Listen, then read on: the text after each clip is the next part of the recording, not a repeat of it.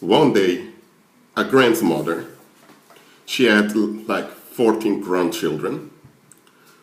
One of her grandchildren, Jessica, came by. Jessica was kicked out of her apartment, due to late payment of her rent. Well, actually, she hadn't paid rent for almost 4 months, but she didn't tell that to her grandmother. So Jessica asked whether she could stay with grandma for a while. She had a job, and that was true. So grandma said, of course, dear. First week, things were fine. Jessica adapted. She even helped with doing groceries. She helped washing the dishes. So grandma thought, it's fine to have one of your granddaughters with you. But then, the brother of Jessica, another grandchild of hers, called his grandma and said, Grandma, is Jessica with you? The grandma said, yeah, she's living with me. She was kicked out of her apartment. This grandson tells her, Grandma, I seriously recommend you to kick her out. You'll regret taking her into your home. The grandmother hung up the phone because she thought, this young man is very rude towards me. She doesn't show any respect or anything like that. The grandmother even talked about it with Jessica. And Jessica said, well, his girlfriend just broke up with him, so he's just upset. Don't mind him. That was a fact, by the way. But that has nothing to do with what Jessica's brother told their grandmother. A week later, the grandma went through her wallet and she missed 100 euros. She thought, I'm a bit old now, so sometimes I forget things, so she didn't pay much attention to it. Then another week passed by, and Jessica didn't come home. She tried to call her, but she just wouldn't pick up. The next day, after the grandmother came back from the cafeteria, because there's a cafeteria for elderly over there, her whole house was empty. Literally, everything was taken away. Now what happened here? This Jessica, she found out, was involved with a guy who was addicted to drugs. And that guy needed drugs so much, and this Jessica was his enabler. She was addicted herself to his approval. So she spent her money on the guy. That's how she ended up homeless, because she didn't pay the rent. She was so sucked up into pleasing the guy. So the guy told her, go to your grandmother. Your grandmother has a good house. And it worked. While she lived at her grandmother, the guy often came by. And the guy saw that the grandmother has many expensive stuff in the house. The grandmother wasn't even aware that this guy came into her place. So this guy, together with a few other drug addicts, decided to loot the house. And Jessica, so in love with the guy, got along with the plan.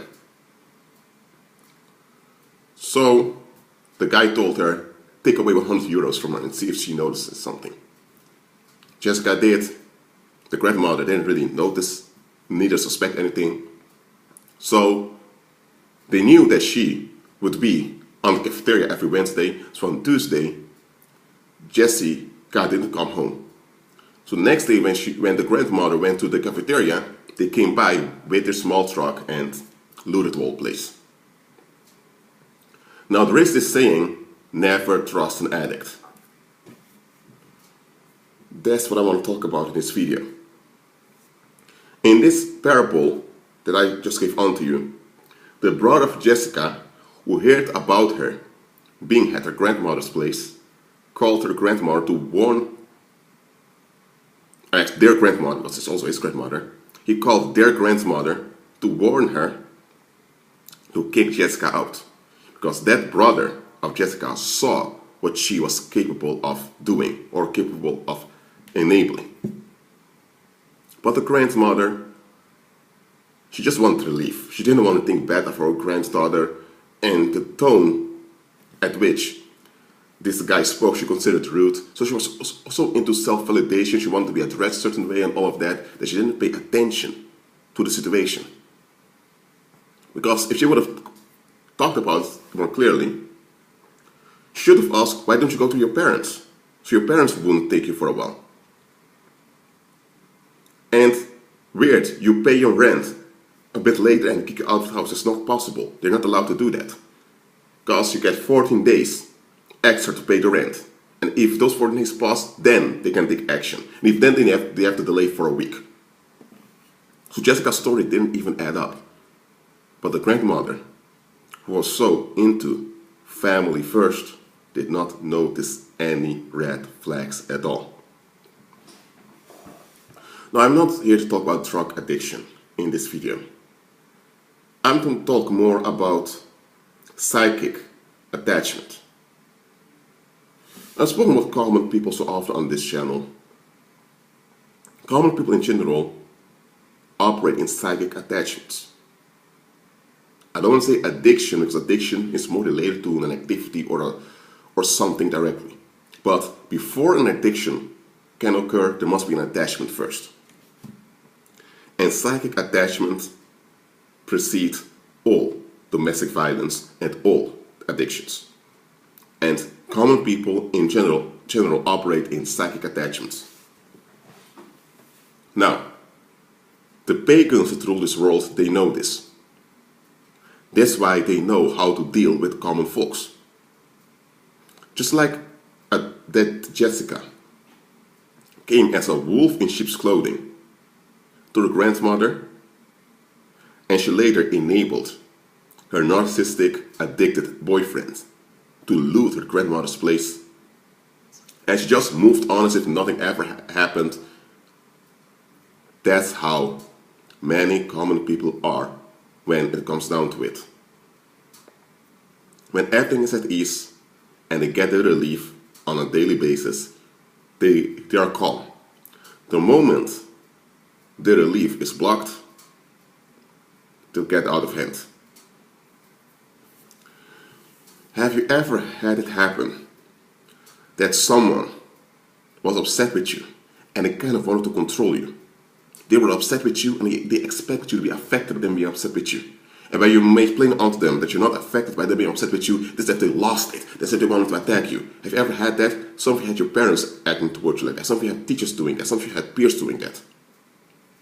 Common folks, when their drug, that means their relief seeking, their self-validation is blocked, they'll turn into monsters.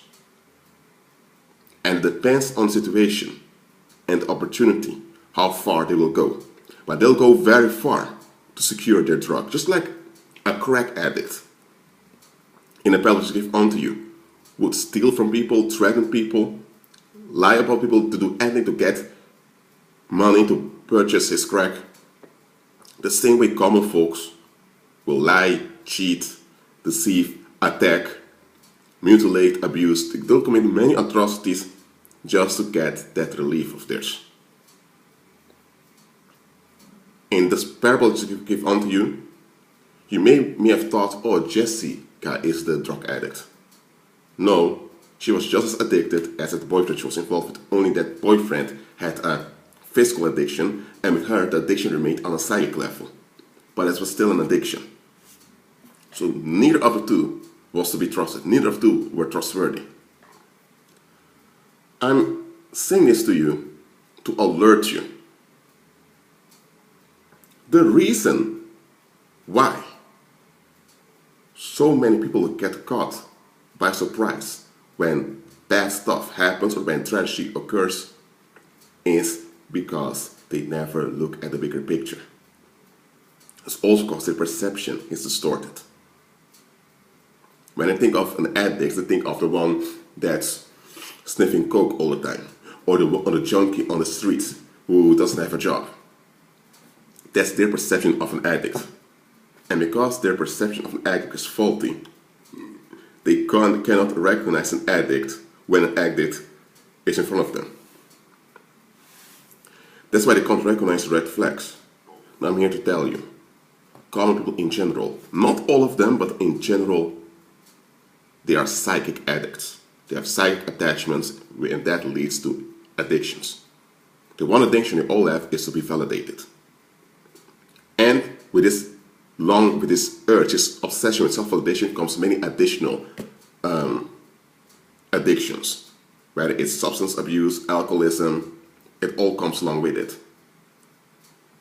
So how do you deal with an addict? You don't trust them. Because when it comes down to it, for them it's all about being relieved with their substance. And because they don't want to face the facts about themselves, they'll deflect and they'll flee. Fleeing will happen either through violence, when they can't escape, or when they can't escape, you just move away. When you see and understand how common folks operate, you'll understand why the pagan rulers of the world rule like they do. Of course, the pagan rulers are pagan, and they worship the beast, so I'm not praising what they're doing. But they have their objective reasons why they treat the masses the way they do. Because the pagan rulers of this world know very well how the masses are, both individually as well as collectively. They know very well how far the masses would go. That's why when you work for an organization that's led by one of those pagan rulers, they will not draw you into their shadow government thing. No, they won't do that. But they will alert you about common folks. That's why, for example, when you join the police corps or military police, they teach you to not trust folks based on their words, but to look at their actions, or better said, to look at their patterns. Not all police corpses, nor not all of them did say it like I did it right now, plain like that, but they teach you to look at the behavioral patterns of people and not at people's words. Now, why are they teaching you that? It is because amongst common people, there are a few of them who are direct, real, and consistent. Common folks in general, as I mentioned before, in general, they're psychic addicts. So they will do whatever they can to be relieved, just like any drug addict would do. So when it comes to solving crime, you are taught to look at behavioral patterns. And that's how police officers, and sometimes not just police officers, how detectives can detect easily when someone is lying. Because they look at the bigger picture, look at someone's behavioral patterns. And they have been taught how to recognize errors in behavioral patterns. No, I'm not teaching you here to become a detective. I'm teaching you here to be alert and to know what you're dealing with. Christ said, I sent you as sheep amongst wolves. He wasn't talking about just about the pagan rulers of the world here. He wasn't talking about Caesar, King Herod, but not even the scribes and Pharisees. He was talking about common folks. I sent you as sheep amongst wolves. So, would you trust a wolf around a bunch of sheep? No, you wouldn't. Absolutely not. Yet, when it comes to daily life, men that claim to follow Christ, they throw away the wisdom of God out of the window and get along with the wisdom of the world, or conventional wisdom, or the wisdom of the crowd. They get along with the conventions of the world, who are self-destructive. And there are even people in the world, whether they're sociologists, psychologists, who are learned, and they can tell you that the wisdom of the crowd is often self-destructive. Yet, you have people that claim to follow Christ to get along with the wisdom of the crowd, which isn't through any wisdom at all. I just want to tell you to know what you're dealing with. I send you as sheep amongst wolves. Therefore be wise as serpents and innocent as doves. How can you be wise as serpents if you don't recognize that there are wolves around you? You don't even know how to recognize a wolf. How can you be wise as a serpent?